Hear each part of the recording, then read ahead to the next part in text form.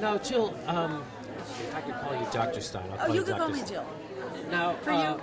a lot of people want me to ask you, they said that, how do you think you could be a good president because you don't have any experience being corrupt or killing people? It's true, and I don't have experience taking money behind closed doors and making backroom deals. I think we would just really have to change the game.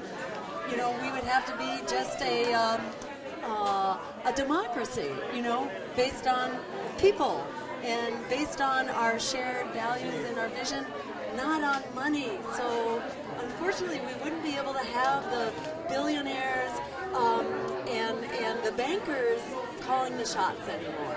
It would be such a shock, all the way of life. Now, I saw you were on PBS, and they cut out the parts where you were talking about the TPP, the Trans-Pacific Partnership trade deal, and you're aware of that? I didn't know that because, after you do an interview, you usually don't go back and listen to your interview.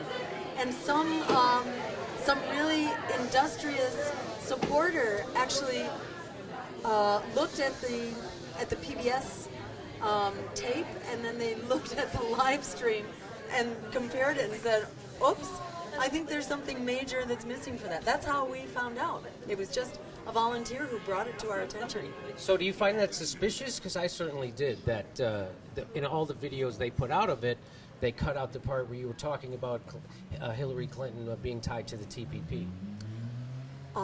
Well, are they capable of censorship? I can't imagine, but I think something like that is going on. Now, what does it feel like to be smeared by the lefty media? Because that's been happening a lot lately. What does that feel like?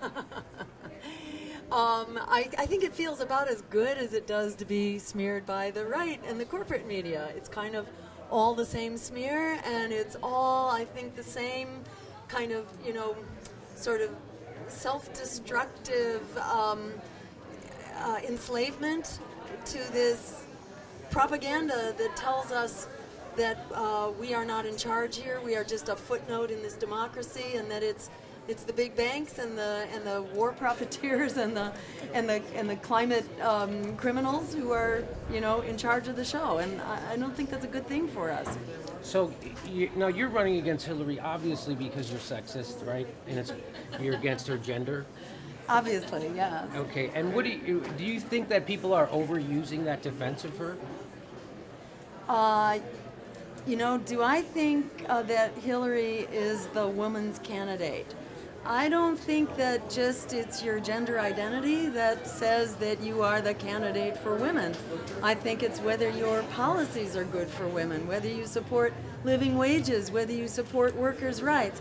I think being on the board of Walmart, I think giving private speeches, $153 million worth of private corporate speeches, being on the side of the war profiteers and leading the charge into Libya and the chaos that came from that. To my mind, that's not good for women anywhere. And if it's not good for women overseas, ultimately it's not good for women on our own shores. It's so sexist, Jill, that you said that. I can't stand it. But I care about the environment, and a lot of other people care about the environment. Can you imagine an environmentalist voting for one of the two major candidates? No, I can't, in spite of what Al Gore had to say about that. What did he have to say about that? What he said was that if you care about the climate, that you should vote for the woman who helped build fracking all around the world. And I don't think that exactly makes sense. Or that if you care about the environment, you should support the woman who supports the Trans-Pacific Partnership sometimes and sometimes says she's against it, but her transition director, Ken Salazar, is the biggest friend of the Trans-Pacific Partnership ever, so I wouldn't hold my breath that Hillary's going to stand up against it. And if there's anything that's going to undermine our environmental protections and our worker protections and even our fundamental democracy, it's the Trans-Pacific Partnership. So I don't think that's the way forward to a safe and secure environment either.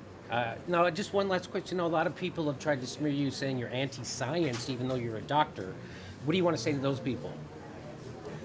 go read my book, okay? And I think you'll be persuaded. Yes, I'm quite a science geek. It's on the web.